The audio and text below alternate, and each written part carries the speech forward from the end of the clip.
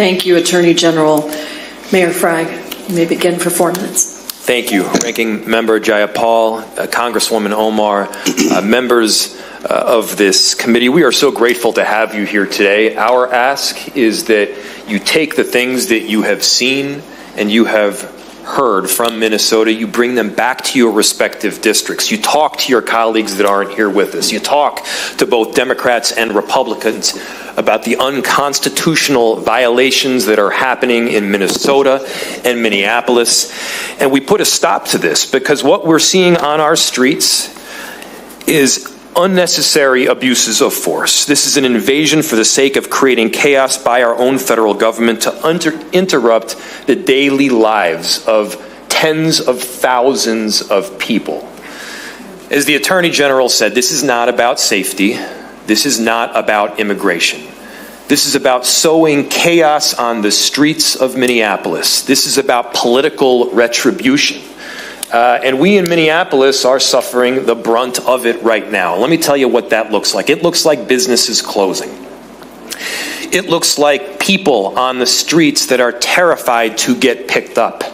It looks like United States citizens getting taken somewhere where they don't know where they are going nor when they are going to return to their families. It's families torn apart. It's schools closing. It's an unnecessary expense of taxpayer dollars just to try to keep order. If this were about order, there would be a simple way to restore it. And let me tell you a secret. It's not restored by additional federal agents. Order would be restored, and I will make this prediction, if those federal agents left. As soon as they leave, we will have peace, we will have safety, and order will be restored. Before the federal agents came here, our city was experiencing a brilliant comeback.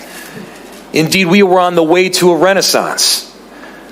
Safety had been improved, crime was down in virtually every category, in virtually every neighborhood. Thus far in 2026, last I checked, we had only had 4 shootings.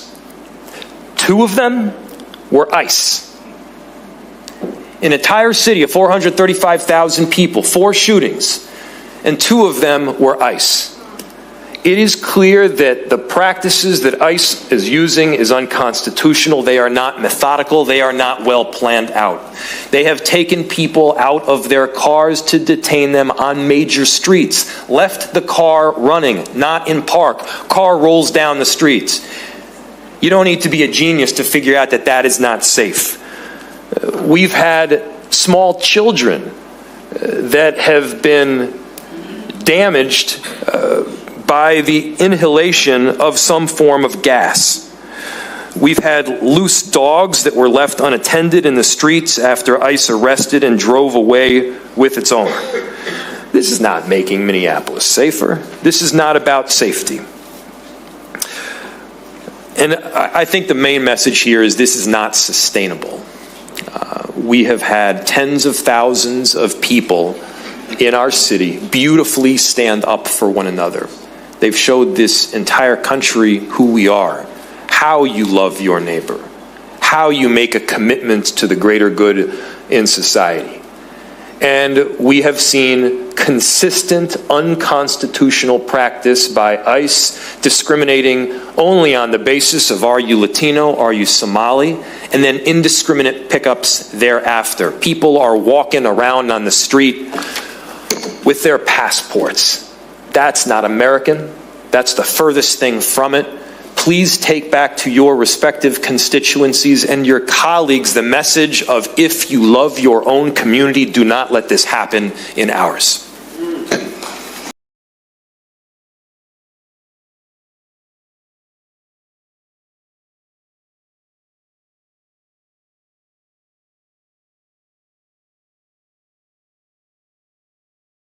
Our request is simple. Take what you have seen and heard in Minnesota back to your districts. Speak with your colleagues, both Democrats and Republicans, about the unconstitutional actions happening right now in Minnesota and Minneapolis. We need to put an end to this.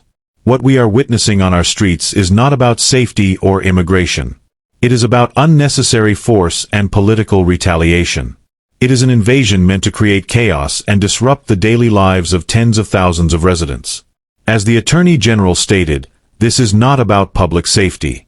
It is about sowing fear and instability in Minneapolis. And Minneapolis is suffering the most. Here's what it looks like. Asterisk businesses forced to close. Asterisk residents afraid to leave their homes. Asterisk U.S. citizens being detained without knowing where they are being taken or when they will return. Asterisk families torn apart. Asterisk schools shutting down. Asterisk a huge, unnecessary expense for taxpayers. If this were truly about restoring order, there would be a clear solution. And here's the truth. Order will not be restored by adding more federal agents. In fact, I predict that as soon as these federal agents leave, peace will return. Safety will return. Order will return. Before the federal presence, our city was experiencing a real comeback, what you could call a renaissance.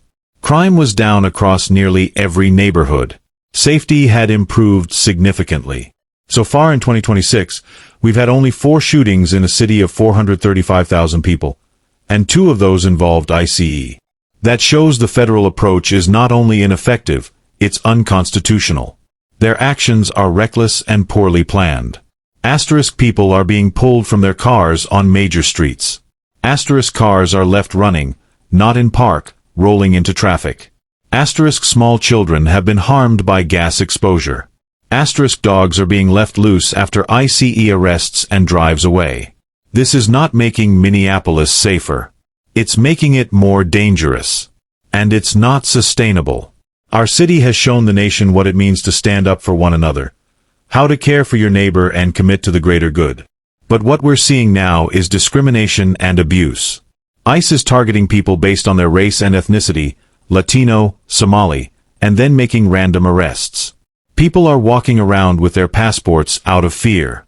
That is not the American way. So please, take this message back to your districts and your colleagues. If you care about your community, do not let this happen to ours.